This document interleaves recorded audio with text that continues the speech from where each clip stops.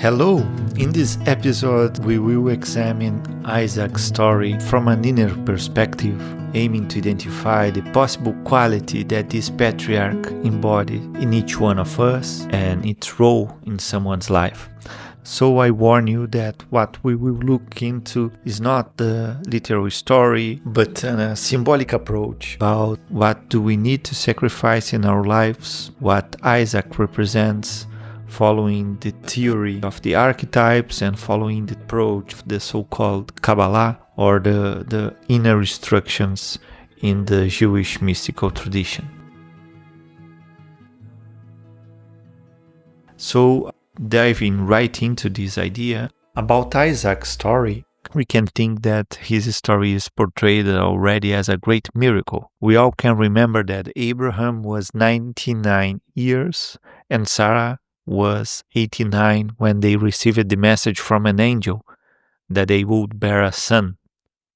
And the name Issac means in Hebrew, I shall laugh, from the same root as mitzarek, that means comedy. And we are going to talk about the importance of this name in a while. So moving on to Issac's adult life, two key events stand out. The first one is the Abraham's test of faith, the well-known binding of Issac, in Hebrew, the Akedah. The second, of course, great story about this personage is the blessing that he gave to his son, Jacob, that we will not be able to delve through this episode. Okay, so from the idea of the sacrifice, you may already be familiar with this story. It is written in Genesis chapters 22, but let's refresh it to make it clear and to allow us to circumambulate, to make amplifications from the story. In this portion of Genesis known as Vaera, we read about Abraham facing a profound test. The text recounts, I'm going to read it a slightly reduced version.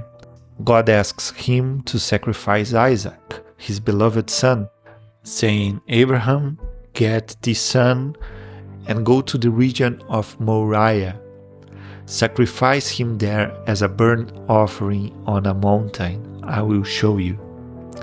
Then Abraham and Isaac were almost at the mountain's peak.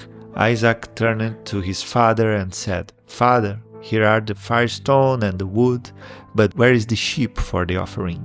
Abraham replied, God will provide a sheep for his offering, my son.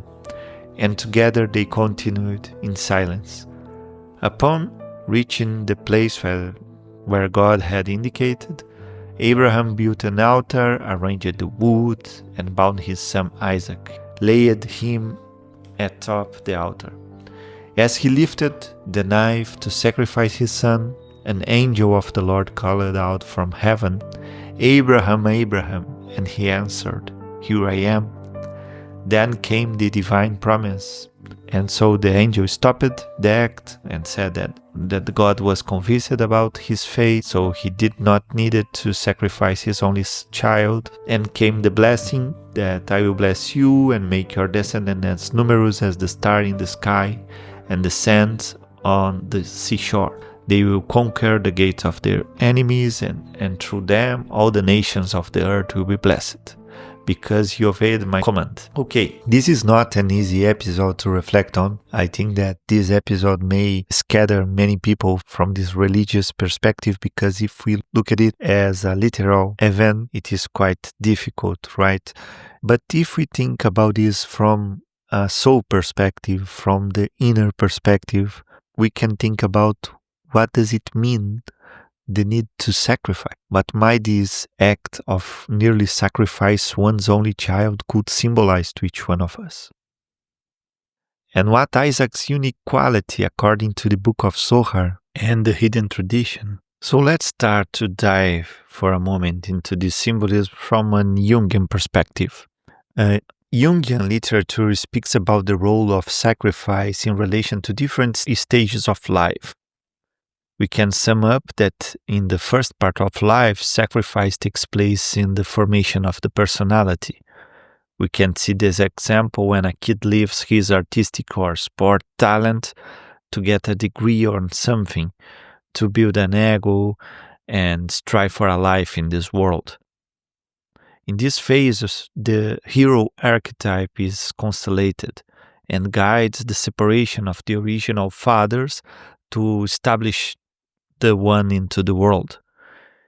But if one does not overcome this stage of life, does not cut this overwhelming bond to the family, he probably will have difficulty to build something in the world. In the book Symbols of Transformation, Jung refers in the chapter Sacrifice the following. I'm going to read it.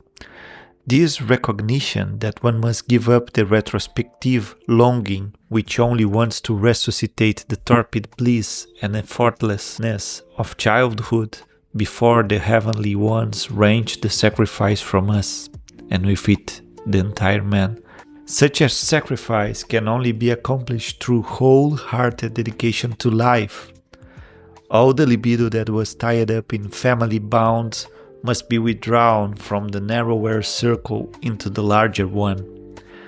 Because the psychic health of the adult individual demands that he should himself become the center of a new system. Jung alerts that if one does not overcome this childish fixation on the parents, wherever he may be, the unconscious will then recreate the infantile milieu by projecting the complexes, thus reproducing all over again, and in defiance of his vital interests, the same dependence and lack of freedom which formerly characterized his relations with his parents. So his destiny no longer lies in his own hands. His fortune and fates fall from the stars. And it is interesting that Jung's points about this necessity to embrace this wholehearted dedication to life, to overcome the bound to the older family. And if we're gonna see the Issac story of the bounding, interesting to look at that just after the act of the sacrifice, of course that it was not accomplished in full dimension, but just after the symbolic act, his mother, Sarai, passed away.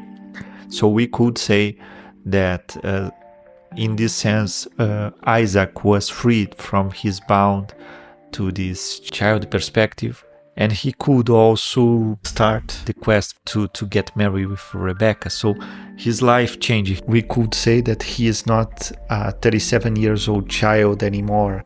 But it is interesting that many people, and in many paintings, we see that a little child, Issac, being bound. But in fact, he was 37 years old following the Torah, so he was not a child. But the sacrifice was needed to make him depart from his family. So we have this first sacrifice, that is to break the bonds with the family. But we have also a second sacrifice that is related to the second part of life, or the middle crisis that many people say. And it is interesting that from this chapter that I quoted from Jung, while he was writing this book, he was still connected with Freud and was the president of the IAP. This chapter was the one where Jung diverges his theory from Freud's, because he explains that this sacrifice was not about the real mother, but about a symbolic death. And in reason of this movement, he sacrificed his position and also the friendship with Freud. And from this Jung's own history, we can introduce that this sacrifice related to the second part of life takes place when people become so outer and specialized in a determinate thing that they cannot mobilize their energy anymore, and sometimes start to feel the abyss of depression or the loss of meaning. When these situations happens, it is needed to come back to one's root. This phase is called the second part of life, or the middle passage. And for this, it seems that the unconscious demands a sacrifice. Jung speaks that just as the transition from the first stage to the second stage requires the sacrifice of child dependence. In the passage to the third stage, it is necessary to renounce the exclusive autonomy of the ego. He claims that it is evident that these changes are not trivial facts of everyday life, but changes that affect the destiny of a person. Such transitions in general have a numinous character, revealing themselves as illuminations, commotions, reversals, religious experience, and so on. It has a numinous character because it is not a call from the ego, it is a call from the unknown, from the self. In his red book, we can see this call from the self, from the so-called spirit of the depths, when Jung speaks saying, no one can and should not hinder sacrifice. Sacrifice is not destruction. Sacrifice is the cornerstone of what is to come. Jung writes that the unconscious is unwilling to let anything escape from its magic circle, save at the cost of a sacrifice. From an inner transformation to occur, however, something that the ego values most needs to be sacrificed.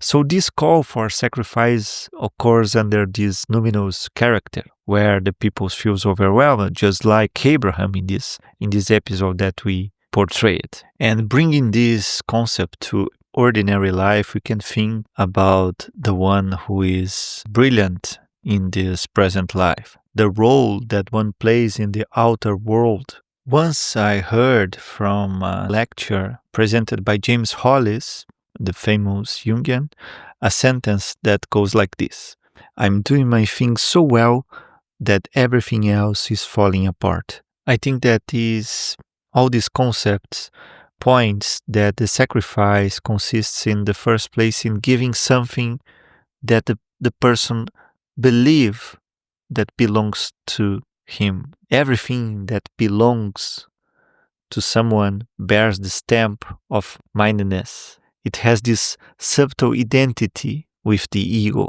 You know, I am this, or I am that, I am father, I am mother, I am son, or I am this brilliant doctor, or I am this brilliant judge, and so on and so forth.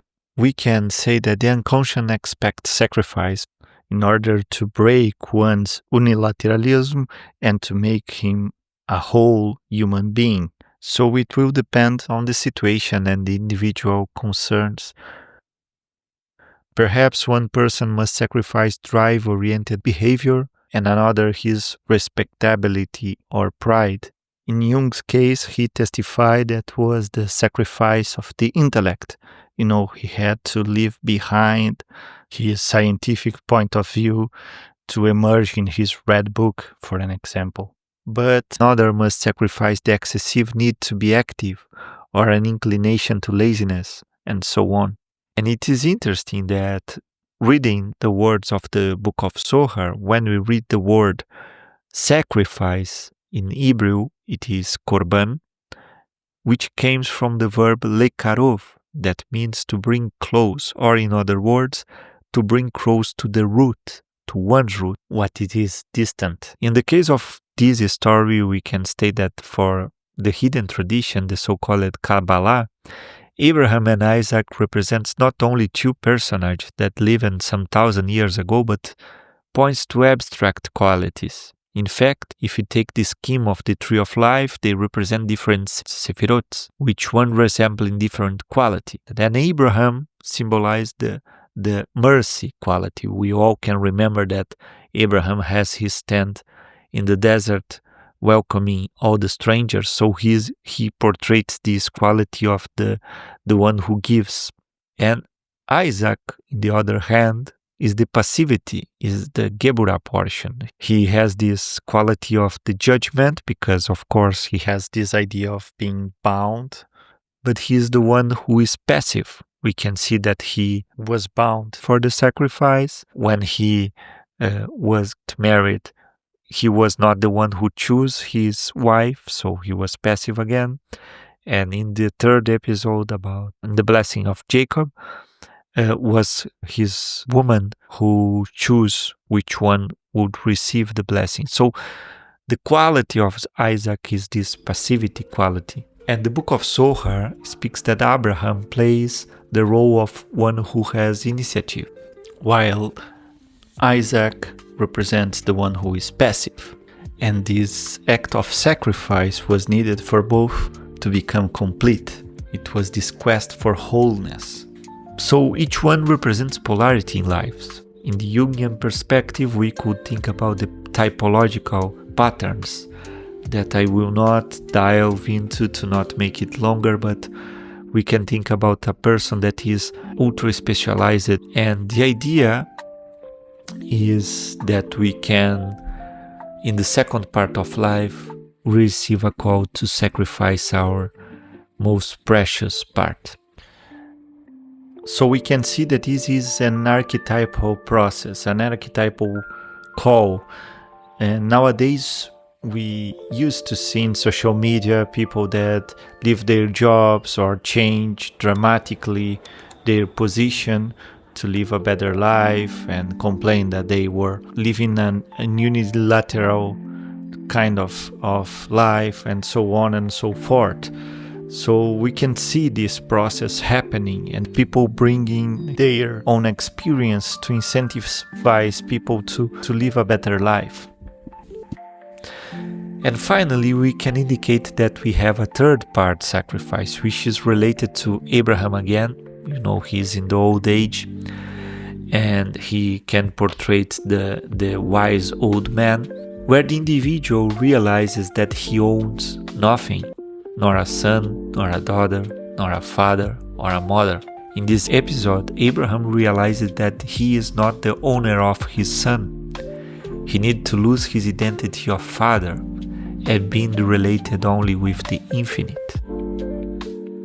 Jung has a beautiful phrase, and now I'm heading to the end of this episode, where he speaks that when people say I am wise or a sage, I cannot accept it. A man once dipped a hatful of water from a stream.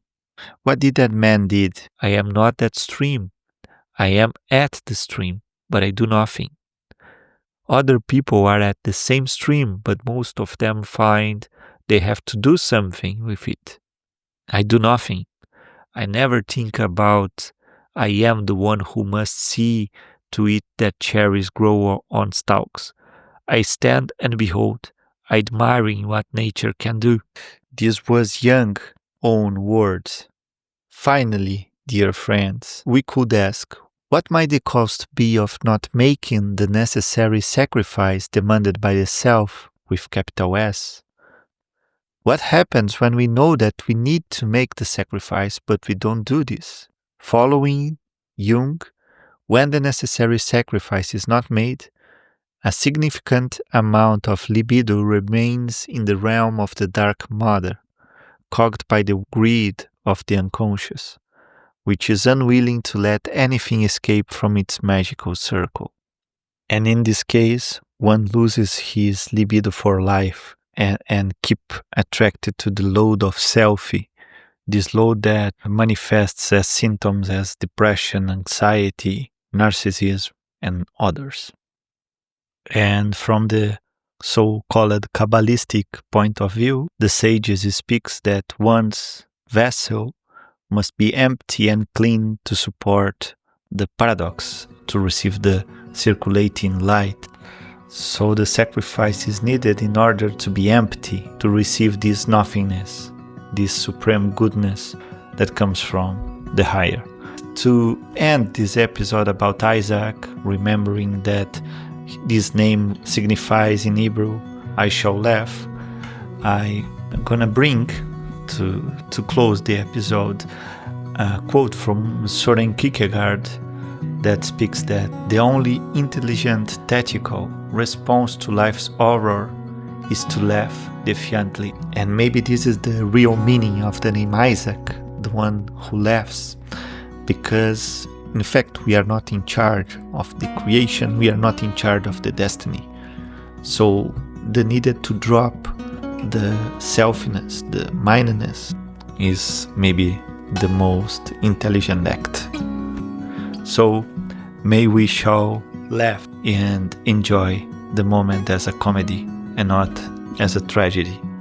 I wish you all the best, hoping to see you soon with new insights and studies, and bye-bye.